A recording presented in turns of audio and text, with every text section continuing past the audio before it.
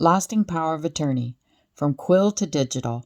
Today we are looking at the pros and cons with our resident law student, Omar, who has done some great research for us on the proposed changes. An overload initiated the necessity for the modernization of creating lasting powers of attorney, when the Office of Public Guardian expected to receive 75,000 LPA'S, but when social distancing eased, they in fact received 150,000. Hi, this is Karen Cole from Legal-Minded Friends, and today I want to bring awareness to the government's consultation phase, which started the 28th of July and ends the 13th of October 2021. This 12-week consultation period for modernizing lasting power of attorney invites you, a user, member of the public, or a professional who provides evidence, to participate in workshops and surveys to share your experiences and any knowledge that would assist the modernization of the process into the 21st century. So, before I play a part of the launch address by the Public Guardian, let me give you the meaning of lasting attorney, as it requires the person making the LPA that they are certified to have mental capacity to do so, and that they are not doing so without being subjected to any pressure or fraud. So it gives authority to the person you trust to look after your finances, property, and day-to-day affairs, including your health and welfare. If you are incapacitated with, let's say, Alzheimer's or a brain injury or disease. If you don't have one in place, you must apply to the Court of Protection. Morning, everyone. We shall start. So I shall pass you over to Nick Goodwin, who is our Public Guardian, to get us started.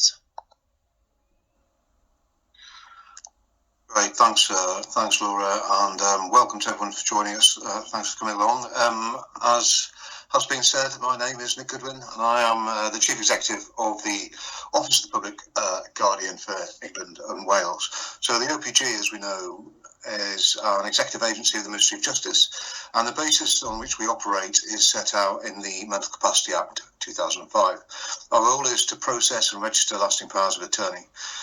These are legal documents that allow people known as donors to appoint trusted individuals, known as attorneys, with the responsibility of looking after aspects of their health care and finances should they ever lose mental capacity to make those decisions for themselves. We also supervise court-appointed deputies who do a very similar role to attorneys, but under a court order. Deputies are appointed in instances when those who lose mental capacity don't have the protection of an LPA in place, and deputyships are typically more restrictive and more costly to operate under. Finally, we supervise court-appointed guardians for people missing or absent for more than 90 days. Our focus today will be on the consultation to modernise lasting powers of attorney, and that was published last week. And we'll be using the feedback received today to improve the processes that I hope will ultimately make LPAs safer, simpler, and fit for the future. To start our session today, let me introduce the Parliamentary Under Secretary of State, Minister Chalk. Okay, so I've stopped it there before Minister Chalk, so as not to steal his thunder, and I have left links below if you want to watch the rest of the launch and participate in the consultation phase. Someone who has done some research in the proposed changes is Omar, and I would like to hand it over to him to tell us about his findings.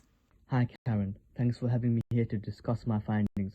During my in-depth research into the proposed changes to modernize the LPA, I found some key areas of concern. The most important change with the highest amount of implications regarding safety has to be the first proposal, changing the witnessing process.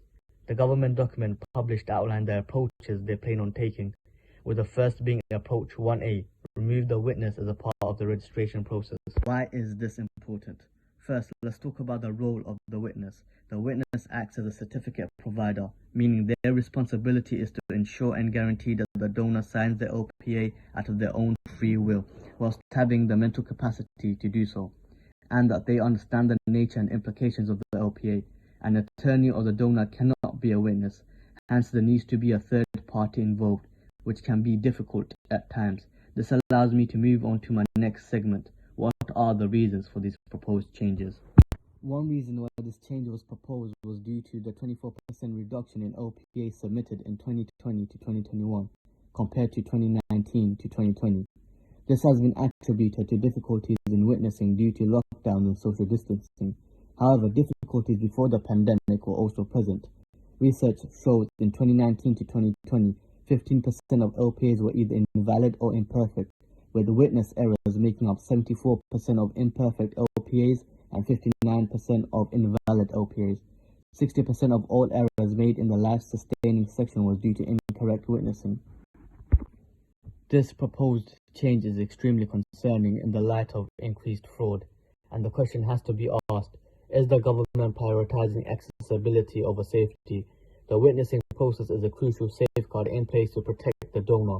By removing this protection, it leaves the donor exposed to all kinds of fraudulent activity, especially with a demographic concern. LPAs usually concern the elderly, the most targeted group by scammers. This proposed change puts the most susceptible people in our society at the risk of being defrauded at the times when they are most vulnerable. Wow, Omar, great research. So it looks like the process was due for modernization. It is positive that the public guardians said the huge savings not being spent on paper would be allocated to safeguarding against fraud, while improving the guidance, which speaks directly to your findings, Omar, that a great many of the delays or rejections are due to the confusion in creating an LPA, which sounds like a disadvantage.